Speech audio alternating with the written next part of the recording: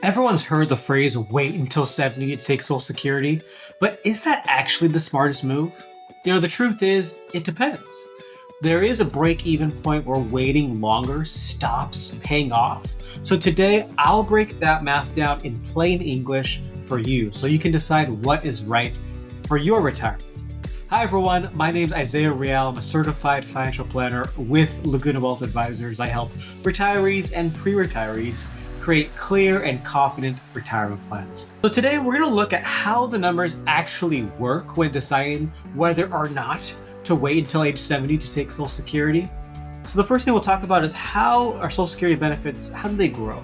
Well, the simple rule here is for every year that you delay taking Social Security past your full retirement age, which is usually between 66 and 67, your monthly check grows by 8%.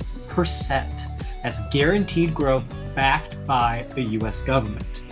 But remember, while your check gets bigger, you're also missing out on the years of payments you could have already received. So that's where the break-even point comes in.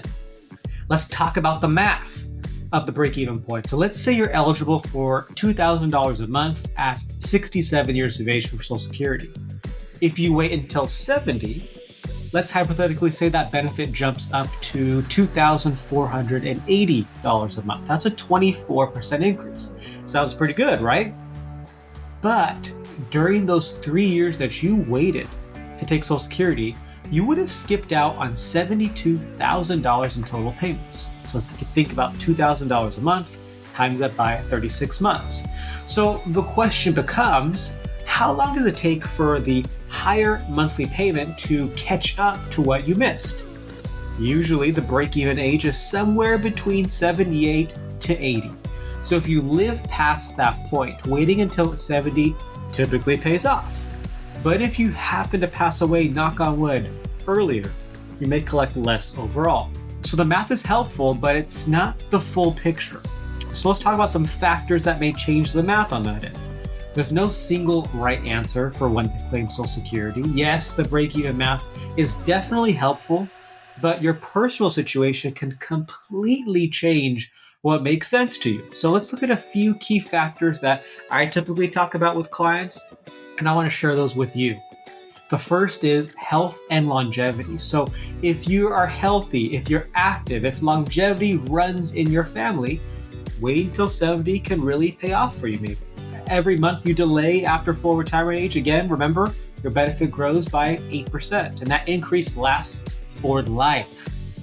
But if you've had health issues, or if there's a family history of shorter life expectancy, it might make more sense to start earlier and enjoy the income while you have it available to you. The second thing to think about is marital status and spousal benefits. So this is where we have to work together as a team. So for couples, the timing decision is often going to be a team strategy. So let's say one spouse has a higher benefit than the other one may have a smaller one. By delaying the higher benefit, you not only increase your income during your lifetime, but also increase what your surviving spouse could receive later on. It's one of the best ways to create a stronger financial foundation for the surviving spouse, especially if the surviving spouse is a woman, because statistically women live longer than men. So that's an important thing to think about. The third thing that I share with clients is your cash flow needs and your lifestyle needs. So if you're still working or you have other income sources like pension or rental income or investment accounts, you may have the flexibility to wait. But if you're fully retired and you're drawing savings from your retirement plans each month, for your portfolio, I should say, starting benefits earlier can reduce the pressure on your investment portfolio, especially if markets are volatile. So sometimes the best move isn't the one that looks perfect on paper, but it's the one that helps you sleep the best at night. And the fourth thing to think about are taxes and coordination with other strategies. So this one's overlooked. Your Social Security benefits can become taxable depending on your income level. So if you're doing a Roth conversion, for example, or if you're realizing capital gains before age 70, delaying Social Security could help keep your taxable income lower during those key planning years. Then when you finally claim at 70, you've already shifted more money into tax-free accounts, giving you more flexibility and control later in retirement. Another thing to think about is a common myth that I hear quite a bit, so I want to share it with you. One of the biggest myths that I hear is that waiting is always better. It's not always better. Social Security isn't designed to reward everyone equally for delaying. It's designed to pay out roughly the same lifetime benefit on average.